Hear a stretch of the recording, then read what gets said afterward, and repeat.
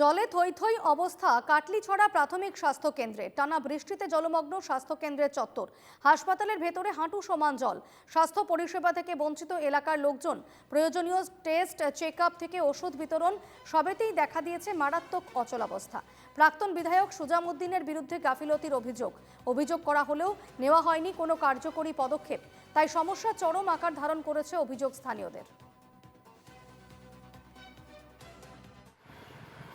আজকে হসপিটালের সমস্ত চতুর্দিকে জলে পুরো ভর্তি হয়ে গেছে। কন্ডিশনটা খুবই খারাপ। সব কিছু পুরো জলে ডুবে গেছে সবটি রুম। তাই একটা রুম একটু ভালো ছিল, জলে ডুবেনি, তাই আমরা সব শিফট করে এখানে নিয়ে এসেছি। প্লাস আজকে পেশেন্টদেরকে মেডিসিন দেওয়াও খুব কঠিন হচ্ছে, কারণ সবগুলি রুমের ভিতরে জল।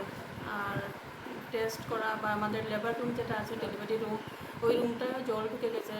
ইউরিনাল প্লাস টয়লেট এগুলো সব জলে ডুবে গেছে।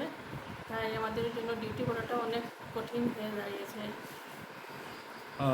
আমাদের জানা মতে গত বছরও ঠিক একইভাবে হয়েছিল। সেম প্রবলেম হয়েছিল। তো এটার উন্নতিকল্পে কোনো ধরনের কোনো স্কিম বা কোনো ফান্ড কিছু রিলিজ হয়নি নাকি? হ্যাঁ, এইটার জন্য লাস্ট আমাদের যেটা জেস কমিটি মিটিং হয়েছিল, ওইটাতে একটা সিদ্ধান্ত নেওয়া হয়েছিল যে এই প্রবলেমটা সলিউশন করার জন্য আমাদের জিবি প্রেসিডেন্ট ওনার সাথে আমাদের একটা মিটিং হয়েছিল এটা সলভ করার জন্য, কিন্তু এটা এখনও কার্যকরী হয়নি। আসলে আমরা এই ভুক্তভোগী বিগত বহু বছর থেকে আমরা কাটলিছড়া এই হাসপাতাল যেটা জলমগ্ন, সেটা আজকের নতুন কিছু নয়।